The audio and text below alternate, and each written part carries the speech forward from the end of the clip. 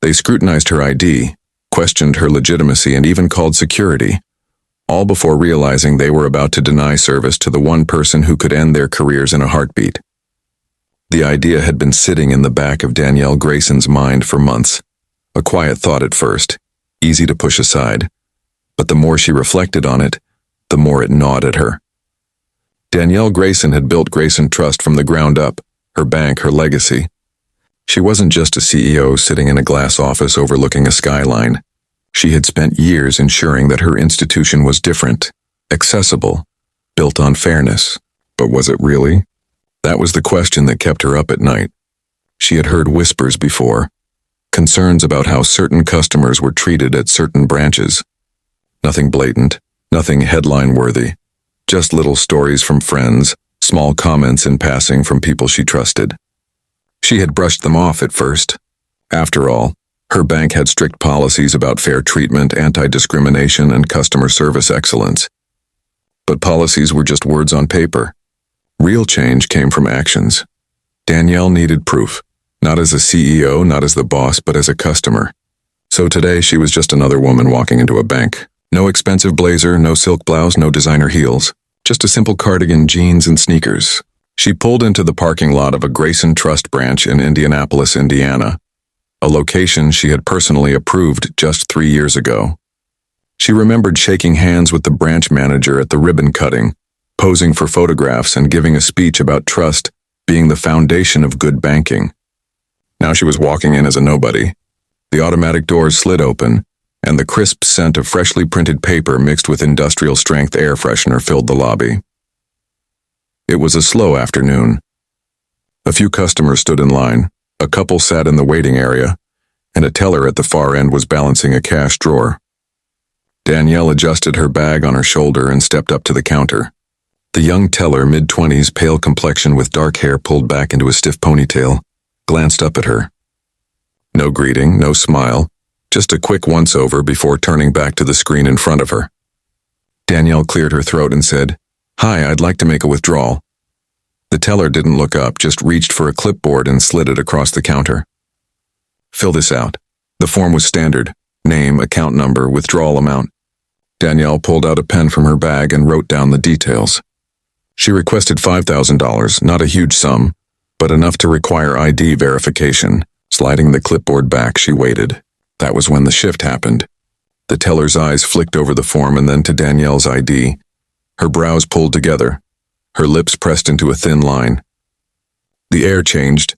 Something about the moment felt different, a hesitation that hadn't been there seconds ago. Danielle gave her the benefit of the doubt, waiting silently. The teller looked at Danielle's face again and hesitated just a beat too long. That was when Danielle knew. This wasn't about banking policy or security. It was about perception, about who they thought she was. The teller's fingers hovered over the keyboard before she set Danielle's ID down on the counter. Instead of proceeding, she muttered, I'll be right back." She picked up the ID and disappeared through a door leading to the manager's office. Danielle narrowed her eyes, exhaled slowly, and tapped her nails against the marble countertop. She had expected to be treated differently. She hadn't expected this. But something told her it was only the beginning. And Danielle wasn't leaving, not until she got answers.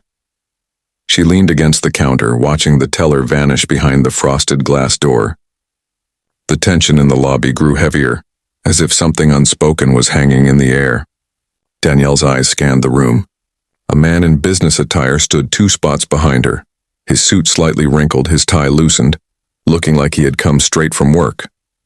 When he had stepped up earlier, the teller had greeted him instantly. Another woman, older, wearing a floral dress, chatted easily with a teller across the lobby. No hesitations, no extra scrutiny. Danielle turned back, her jaw tightening. She had been standing there nearly 5 minutes now, waiting for an explanation that should not have been necessary. If this were really about policy, the teller would have explained what was wrong. She wouldn't have walked off without a word. This was different, and Danielle knew it. At last the door swung open. The teller reappeared, this time accompanied by someone else. The branch manager, middle-aged, stocky build, bald head, rimless glasses. His name tag read Todd Larson. His expression was polite but guarded, controlled to the point of calculation. He didn't approach with the relaxed air of someone simply wanting to help. He was approaching like a man making an assessment. Danielle recognized that look all too well. She had seen this kind of treatment before, just never directed at her. Todd stopped at the counter, giving her a tight-lipped smile. "Afternoon, ma'am. I understand you're trying to make a withdrawal." Danielle nodded once. "That's right. $5,000 from my account, with my ID." Todd glanced at the teller, then back at Danielle. "Mind if I take a quick look at your identification?" She exhaled slowly, keeping her voice steady. "I already gave it to her." But Todd didn't acknowledge the comment. He simply picked up the ID, holding it up to the light, studying it like a detective searching for cracks. Then he looked back at her. "Miss Grayson, is this your first time banking with us?" Her stomach dropped. The question was polite, carefully phrased, but the meaning was unmistakable. "Do you even belong here?" Her tone sharpened. "I've banked here since this branch opened." Todd gave a slow, exaggerated nod as if carefully processing her words. "And you said you're withdrawing $5,000. Danielle felt her patience thinning. "That's what I wrote down." The lobby had grown quieter. Not silent, but quieter. A few customers had glanced in her direction, no doubt sensing the shift in energy. Todd turned her ID over in his fingers, then asked, without even looking at her, "And what do you do for work, Miss Grayson?" Danielle let out a short laugh, more disbelief than amusement. There it was, the moment where professionalism slipped just enough to reveal the truth beneath. She tilted her head slightly, studying him. "I'm in finance," she said carefully. Todd's smile was forced. "Oh, what kind?" Danielle let the silence stretch before answering. "Banking." That made him pause just for a second. But instead of backing down, he doubled down. "I see," he said slowly. "And this is a personal account, correct? Not a business one?" Danielle folded her arms. "That's what it says on the form." Another slow nod. Another glance at the teller. More hesitation. Then, as if arriving at some invisible decision, Todd placed the ID back on the counter. "Unfortunately, we won't be able to process this withdrawal at this time." Danielle blinked, the words hitting like ice water. "What?" She straightened. "Excuse me?" Todd kept his expression calm, measured. "We're unable to verify the transaction." Her pulse kicked up. "What do you mean?" "You have my ID. You have my account number. What's there to verify?" Todd clasped his hands together. "It's just a precaution. We take security very seriously." There it was, that word, security, the word people used when they didn't want to say what they really meant. Danielle's fingers curled into her palms. This wasn't about fraud. This wasn't about bank policy. This was about something else entirely. But she wasn't leaving, not now. Not without an answer. "Todd," she said, her voice calm but firm, "what exactly needs to be verified?" He kept his hands clasped, his expression neutral, too neutral. "Well, Miss Grayson, large cash withdrawals require additional security steps. We just need to confirm a few details before proceeding." Danielle arched a brow. "Like what?" He hesitated just for a split second before replying. "Just some basic account verification. Can you tell me the last deposit amount made to this account?" She stared at him. That wasn't standard procedure. Security questions were normal, yes, but that wasn't one of them. Not for a withdrawal with valid ID. The weight of the moment pressed down on her. This was a test. A challenge. A way to make her prove she belonged to her own money. Her fingers curled against the marble countertop. "I don't have that number memorized," she said evenly. "But if you pull up my account like you would for anyone else, you can see all my deposits." Todd gave her a thin smile. "Of course. But in the interest of security, we need to make sure the account holder can confirm certain details first." Danielle's jaw tightened. "I just gave you my ID." "I understand," Todd replied smoothly. "But you'd be surprised how often fraudulent IDs come through." "Fraudulent," she repeated, forcing a slow breath through her nose. "I'm not withdrawing millions. It's $5,000, a fraction of what I have in this account. I've already followed protocol. So let me ask again, what's the real issue here?" Todd's expression didn't change. "We're just doing our due diligence, Miss Grayson." Her patience was wearing thin. "Todd," she said, her voice measured, "if I were a man in a tailored suit, would you be asking me these questions?" The words landed. For the briefest second, a flicker of something crossed his face. A shift in posture, a tightening around the eyes. Then just as quickly his mask of professionalism returned. "This isn't about appearance," he said smoothly. "It's about policy." Danielle let out a short, humorless laugh. "Is that right?" she said. Todd tilted his head slightly as though weighing his next words with care. "Would you like to try using a different form of verification?" he offered. "Perhaps a utility bill? A second form of ID, a utility bill." Danielle couldn't help herself. She let out a breath of pure disbelief. "You want me to provide a second form of ID for my own bank account, where you're currently holding my money?" Todd didn't blink. Danielle shook her head and tapped her nails against the counter. "Okay, let's do this another way. Pull up my account." Todd hesitated, but Danielle pressed on. "You have my name. You have my ID. If you check my file, you'll see that I've been banking here since day one. You'll see that I helped open this branch. You'll probably see my signature on some of your training materials." Still, Todd remained silent. Danielle leaned in slightly, lowering her voice just enough to make the point cut sharper. "You might want to check before you dig this hole any deeper." His lips pressed into a thin line. The teller, who had been watching quietly, shifted uncomfortably. And for a brief moment, Danielle thought Todd might finally cave, backtrack, apologize, and handle the situation the way it should have been from the start. But instead, he let out a short breath as if he'd reluctantly made his decision. "I'm sorry, Miss Grayson," he said smoothly. "Without additional verification, we can't process this withdrawal today." A rush of heat flooded Danielle's chest, not embarrassment, but anger. She felt the subtle weight of eyes from nearby customers. Discreet glances flicked in her direction, people pretending not to notice but very much aware. She could hear the measured politeness in Todd's voice, the kind that wasn't about professionalism at all. It was about dismissal.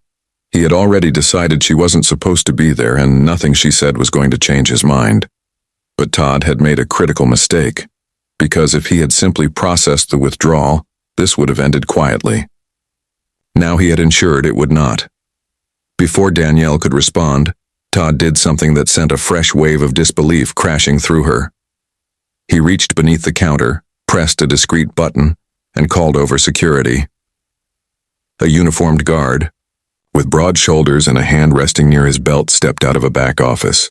His expression was unreadable, but Danielle knew exactly what this looked like. Refusing to process a transaction was one thing. Calling in security was something else entirely. It was a statement, an escalation, and it made her stomach tighten. She forced herself to remain calm. She had dealt with men like Todd before, the ones who didn't expect pushback, the ones who made it their mission to remind certain people where they stood. But she wasn't playing into it. She lifted her chin slightly, locked eyes with him, and asked, "You're really doing this?" Todd's expression was carefully neutral. "We just want to ensure a smooth experience for all our customers." A smooth experience, as if she was the one creating the scene. The guard stepped closer, his voice even. "Is there a problem here?" Danielle turned toward him, her posture relaxed, her voice cool. "That depends. Are you here to help me access my money or just to escort me out?" The guard hesitated, glancing at Todd, who gave a tight nod. Danielle let out a small laugh, shaking her head. "Wow, so this is what we're doing." Todd sighed as if he were the one being inconvenienced. "Miss Grayson, if you'd like to return with additional documentation, we'd be happy to assist you. But right now, we can't." Danielle cut him off. "You know what's funny, Todd? I watched you process that man's transaction 10 minutes ago. No extra verification, no manager intervention, no security." His expression stiffened. Danielle stepped closer to the counter, her voice dropping low. "I wonder what's different about me." The tension in the room shifted. The teller looked down, avoiding her eyes. The guard shifted slightly on his feet, his stance less rigid than before. But Todd held firm. "I'm sorry you feel that way, Miss Grayson," he said, his voice flat. "But our policies are in place for a reason. Danielle held his gaze for a long, steady moment. Then slowly she reached into her bag. Todd stiffened and the guard's hand inched closer to his belt. Danielle didn't blink. She pulled out her phone and tapped the camera. A few customers looked over, sensing that something was happening. Todd's posture shifted. "Miss Grayson," he began.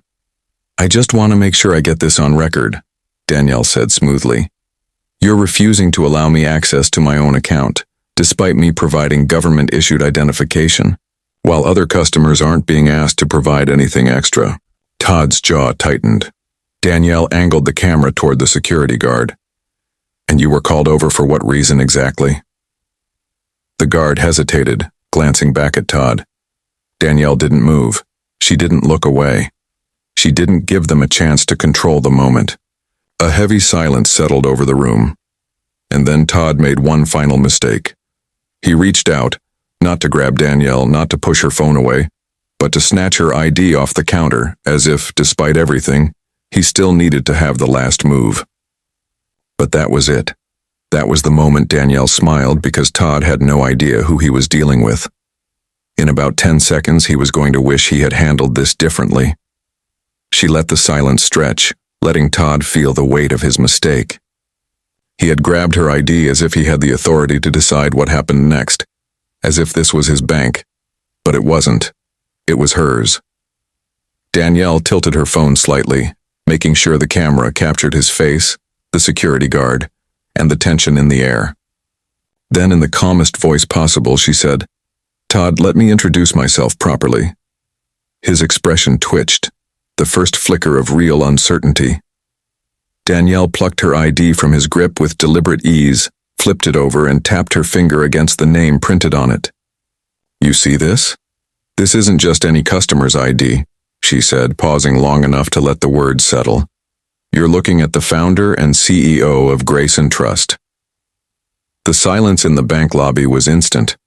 The security guard's posture shifted. The teller's face drained of color, and even the customers pretending not to eavesdrop stiffened. Todd, for the first time since this entire interaction began, lost control. His throat bobbed as he swallowed. His lips parted as if to speak, but no words came out. Danielle slipped her ID back into her bag and stepped away from the counter. "I built this bank," she continued, her voice steady and sharp. "From nothing. I signed the approval for this branch. I personally approved the hiring budget that got you this job." Todd's hands curled into fists. His polished, confident facade had crumbled into pure panic. Danielle gave him a thin, tight smile. "And today I walked in as just another customer, just to see what would happen. You know what happened, Todd?" He didn't answer. He couldn't. Danielle's voice dropped, cutting like steel. "I was refused service, lied to, humiliated, and treated like I didn't belong." Todd finally blinked, his mouth opening. "Miss Grayson." She lifted a hand, silencing him. "No. You had your chance to speak. Now you listen." Turning slightly, she projected her words to the entire lobby. "If I were standing here in a tailored suit, if I were a man, if I looked like what you expect a CEO to look like, we wouldn't be having this conversation." Todd's eyes darted toward the security guard, searching for backup. The guard stayed silent. The teller stared at her register as if she wished she could disappear. Danielle raised her phone again. "Todd, I have a question for you," she said, voice flat. "Would you like me to send this footage directly to corporate, or should I just handle this right now?" Danielle let the words hang, then gave a soft, cold laugh. "Todd, you and I both know it's too late for that." His face went ashen because he knew she was right. Whatever came next was no longer in his hands. The once polished manager who had so confidently dismissed her minutes ago now stood pale and rigid, his hands gripping the counter as if it were the only thing keeping him upright. The security guard once summoned to deal with her now shifted uncomfortably, clearly unsure whether he was still supposed to be there. Danielle exhaled slowly, tapping her nails against the counter. "Let me make sure I understand this, Todd," she said, her voice measured. "Just a few minutes ago, my ID wasn't enough. My name wasn't enough. My account history wasn't enough. You needed more proof. You needed additional verification. And now that you know who I am. She let the pause linger, watching him squirm. Suddenly, all of that doesn't matter anymore. Todd swallowed hard. Miss Grayson, I sincerely regret how this situation unfolded. I can assure you this was not intentional. Danielle let out a short, humorless laugh. Not intentional? She repeated. Todd, do you think I'm stupid? His eyes widened, but he said nothing. She leaned in slightly, voice calm but sharp. You knew exactly what you were doing. You looked at me, and in your mind you decided I didn't belong here. You put up every roadblock you could to make sure I knew it. Todd shook his head quickly. Miss Grayson, I assure you that's not what happened. She cut him off with a raised hand. No, I don't want to hear any more rehearsed apologies because let's be clear. You're not sorry for what you did, you're sorry you got caught. Todd's jaw tightened. And around them, the customers in the lobby were no longer pretending. No one spoke. No one moved. The air felt charged, the weight of the moment pressing down on everyone nearby. The teller who had started this entire mess stood frozen, staring hard at her register as if she could will herself invisible. Danielle turned toward the security guard. You were called over to escort me out, correct? She asked. The guard hesitated, then gave a reluctant nod. Yes, ma'am. That was my understanding. She tilted her head slightly. And now that you know who I am, are you still under that impression?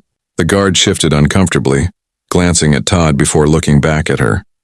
His stance softened. No, ma'am. I was just following instructions. Danielle studied him for a moment. She knew exactly how this game worked. Todd would try to pass the blame onto everyone else, call it an overreaction, sweep it under the rug.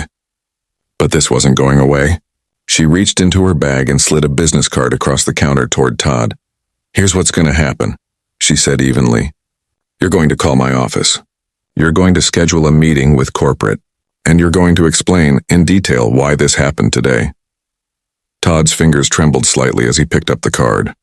Of course, Miss Grayson, absolutely. Danielle turned back to the security guard. I appreciate you stepping in when called, she said, her tone calm but firm. But I'd advise you to be more careful about which situations actually require your involvement. If a customer isn't being disruptive, the first step should never be intimidation. The guard nodded quickly. Understood, ma'am. Finally, Danielle turned her gaze on the teller. The young woman flinched as if she'd been caught stealing.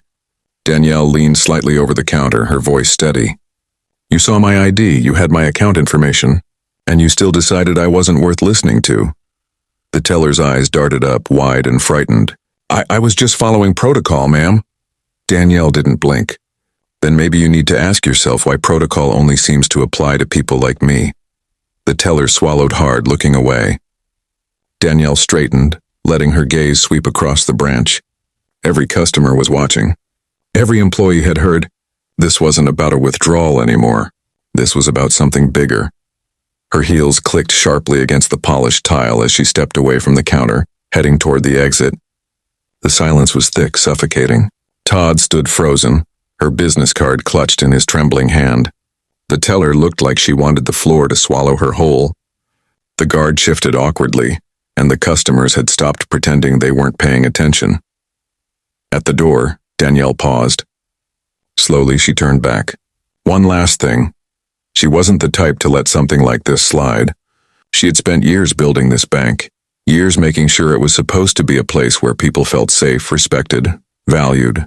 But today reminded her of a hard truth. Policies on paper mean nothing if the people enforcing them don't believe in them.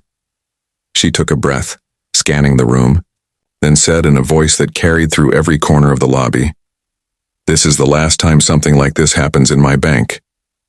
The words fell like a gavel. Todd flinched. The teller shifted in her seat. The guard looked down at the floor. "I will not stand by," Danielle continued. "While customers are treated differently because of assumptions, bias, or plain ignorance," her voice never rose, but it didn't need to. Every single person was listening. "There will be changes, real ones. Because if this can happen to me, the CEO, then I can only imagine what happens to people who don't have the power to push back." Todd's throat bobbed. "Miss Grayson, I assure you—" "Don't assure me," she cut in, cool and sharp. "Show me," His mouth snapped shut. Danielle glanced down at her phone, still recording. She stopped the video, slipped it into her bag, and fixed her gaze on Todd. "Corporate will be in touch," she said. Then after a beat, she added, "And Todd, you might want to start looking for a new job." She didn't wait for his response. She turned and walked out. The fallout was immediate. By the next morning, Danielle had scheduled an emergency meeting with her corporate leadership team. Every branch manager was called in. Every customer service policy was reviewed. And Todd was gone. But Danielle didn't stop there. She implemented mandatory bias training across all branches. She created a new accountability system. She encouraged customers to report even subtle discrimination. Within weeks, grace and trust began to shift. Employees became more aware. Customers, especially those who had once been brushed off or ignored, started to notice the difference. Danielle never forgot that day in the bank. To her, it was proof of something she had always known. Real change doesn't happen because of words on a page. It happens when someone refuses to accept the way things are, and that day that someone was her. So if you've ever been in a situation like this or know someone who has, don't stay silent. Speak up, call it out, and most importantly, demand change, because the only way things get better is when we refuse to accept anything less.